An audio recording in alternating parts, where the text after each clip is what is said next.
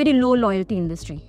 People, what they are paying to buy FMCG product is very low, right? And it's a low involvement product, so nobody really cares about buying the same product they want to. They look for the next best equivalent and the switch, right?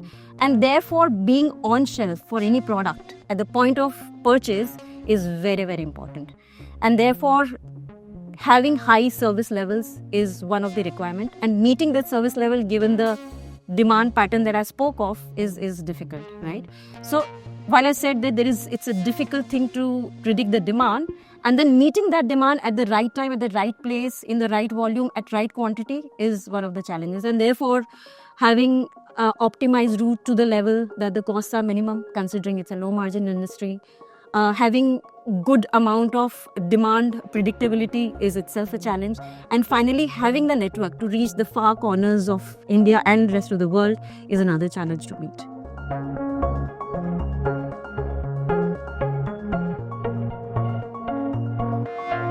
So Maersk has developed warehouses where we are present pretty much in every major storage location.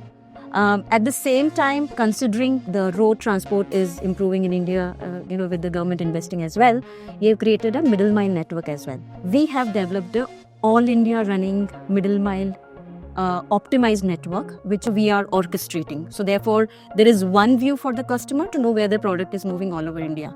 So like I said, 1, the warehouses, which are present all over India. 2, optimized network.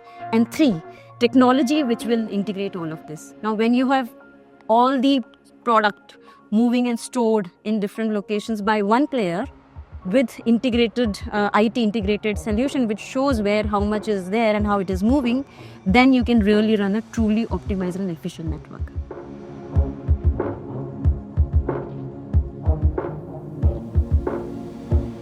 Maersk is the first company which has truly brought end-to-end integration to life, which means we are one-stop shop for all supply chain needs, integrated by IT.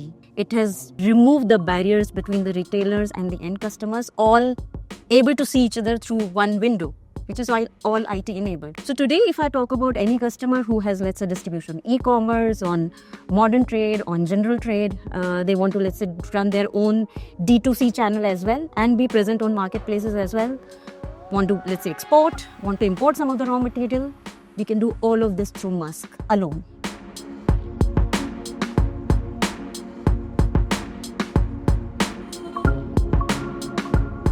So what happens is when you have an organized supply chain which is running in a predictable manner, all the planning, all the ordering, all the production plan is done basis assuming a certain turnaround time, assuming a certain lead time for the products.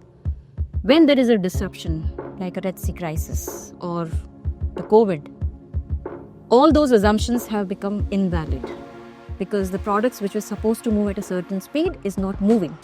The product which is supposed to be cleared, custom cleared in a certain time is not getting cleared because the ports are congested or some product has not got loaded itself. The output of that is that the demand planning has become irrelevant.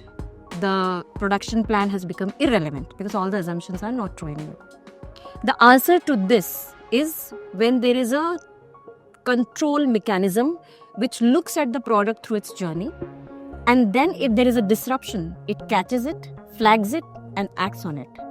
That's where a control tower, or what we could call a 4PL team, because if you look at the industry, there are 3PL players and 4PL players. 3PLs do what they are told to do, 4PLs control what 3PLs do. So if there is a breakage in any of the 3PL services, 4PL monitor it and takes necessary actions to control it, what we call as a 4PL control tower. Now, this is one of the things which is new to the industry because, especially FMCG industry, because it has been running at a thin margin, low cost, etc. But we have learned during COVID and Red Sea that the cost of disruption is way higher than the cost of managing it right. So I think it's high time we have visibility as part of supply chain.